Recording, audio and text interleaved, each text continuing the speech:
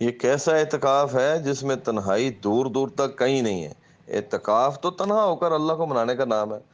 دور حاضر میں اعتکاف نے جو جدید شکل اختیار کر لی ہے، یہ آقا دو جہاں صلی اللہ علیہ وسلم کی سنت نہیں۔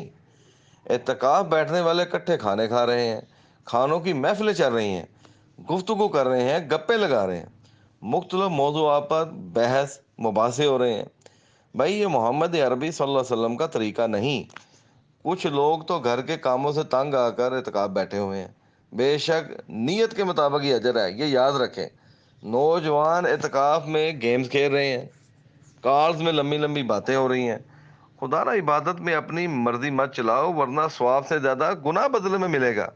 ایسا اعتکاف غیر شرعی ہے، اسے سزا تو کہا جا سکتا ہے، لیکن یہ اعتکاف نہیں ہے، یہ خود ساختہ قید ہے، جس میں تنہائی دور دور تک نظر نہیں آتی، جس میں اللہ کے ساتھ رشتہ مضبوط کرنے کی محنت کی بجائے فوکس محض نفس کی تسکین ہے۔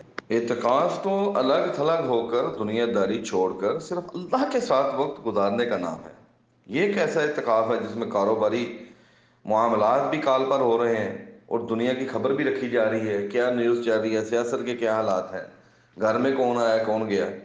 بھائی اعتکاف جو ہے، اس کا مقصد قدر والی رات کا حصول ہے، اور یہ رات اسے ملتی ہے جو رو رو کر اللہ سبحانہ و تعالیٰ کو مناتا ہے کہ مجھے جہنم سے بچا لے، اے اللہ مجھے معاف کر دے۔ جو معافیاں مانگتا ہے، جو اللہ کو منا لیتا ہے، تو میرے بھائیوں اصل مقصد اعتکاف کا قدر والی رات کو پانا اور معافی طلب کر لینا اللہ سے، اس شخص سے بچ جانا جس کے اوپر نبی کریم صلی اللہ علیہ وسلم نے لعنت کی ہے، اللہ کے فرشتوں نے اللہ نے لعنت کی ہے، کہ جس نے رمضان کو پا لیا اور اس کے بعد بھی وہ اللہ کو راضی نہ کر پایا، تو اس پہ اللہ تعالیٰ کی لعنت ہے۔ تو یہ ہے اعتکاف اس حصول کے لیے جس میں اللہ کی رضا حاصل ہو جائے۔ اللہ تعالیٰ ہدایت دے ہمیں، ہماری دعا ہے اللہ تعالیٰ ہدایت عطا فرمائے۔